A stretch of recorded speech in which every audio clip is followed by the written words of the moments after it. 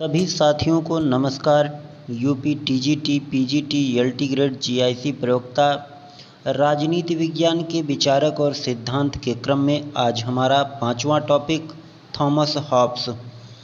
Hobbs का जन्म 1588 ईस्वी में और मृत्यु 1679 ईस्वी में हुई थी। हॉब्स का जन्म ब्रिटेन में हुआ था। हॉब्स का कथन है, अरमीडा के वर्ष में उसकी जननी ने 2 जुड़वाओं को जन्म दिया, उसे तथा भय को। प्रसिद्ध पुस्तक हॉब्स की है, पहली है लेवियाथन, दूसरी है डी सीवे। हॉब्स की पुस्तक लेवियाथन ने इसको अमर बना दिया। हॉब्स का सामाजिक समझौता सिद्धांत मानव स्वभाव का चित्रण करता है। इसके अंतर्गत हॉब्स कहता है, मानव का स्वभाव का चित्रण एक स्वार्थी और भयग्रस्त प्राणी के रूप में करता है, जो सदैव अपने ही हित साधन की चेष्टा में लगा रहता है। अपने स्वार्थ के लिए वह निरंतर लड़ाई झगड़ा करता है। इसका प्रमुख उद्देश्य अपने यश को बढ़ाना होता है और उसमें शक्ति वृद्धि की लिप्सा बराबर बनी रहती है। यह लिप्सा उसे बराबर क्रियाशील रखती है और वह इतनी तीव्र होती है कि उसकी वजह से वह बराबर बेचैन रहता है। मनुष्य की यह लिप्सा तभी लुप्त होती है जब उसकी मृत्यु हो जाती है।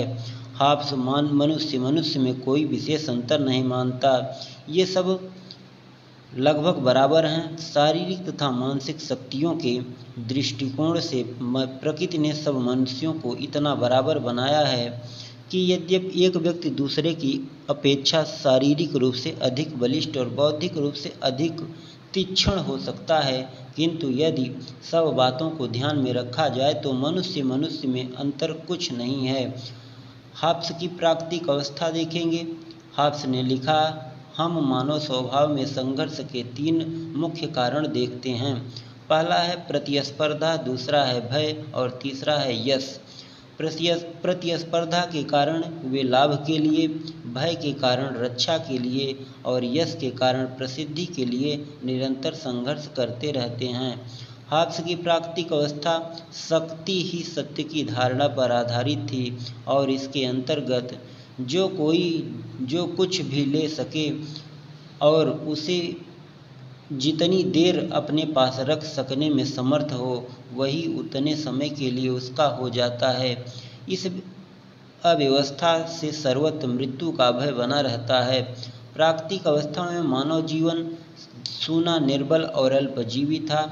हॉब्स ने बताया, हॉब्स अनुबंध और राज्य की उत्पत्ति के संबंध में भी अपना विचार देता है। हॉब्स के अनुसार राज्य की स्थापना का केवल एक ही ढंग है और वह है समस्त व्यक्तियों को अपनी समस्त शक्ति को एक व्यक्ति या व्यक्ति समूह के प्रति समर्पित कर देना। हॉब्स ने इसका सूत्र इस प्रकार दिया कि मानो प्रत्येक व्यक्ति अन्य व्यक्ति से कहता है कि मैं अपने ऊपर शासन करने के लिए सब अधिकार इस व्यक्ति या सभा को इस शर्त पर देता हूँ और उसकी सत्ता इस शर्त पर स्वीकार करता हूँ कि तुम भी इसी प्रकार अपने सब अधिकार उसे दे डालो और उसके सभी कार्यों को स्वीकार करें। महत्वपूर्ण तथ्य कुछ हैं। धर्म की उत्पत्ति भय के कारण हुई है। हॉब्स कहता है कि धर्म की उत्पत्ति भय के कारण हुई है। हॉब्स कहता है कि शक्ति या तलवार के बिना सामाजिक समझौता व्यर्थ है। हॉब्स आगे फिर कहता है कि प्राकृतिक विधियां बुद्धिमत्ता की विधियां थी, किंतु बाध्यकारी शक्ति के अभाव के कारण सभी व्यक्तियों द्वारा उनका पालन नहीं किया जा सकता। हॉब्स फिर आगे कहता है कि सामाजिक समझौता व्यक्ति के बीच होता है, न कि व्यक्ति और संप्रभु के बीच समझौता एक पक्षी है। हॉब्स का समझौता एक पक्षी है, न कि 2 पक्षी, अर्थात समझौते में संप्रभु भागीदार नहीं है। सामाजिक समझौता एक दार्शनिक सत्य विवेकशील अनुबंध है।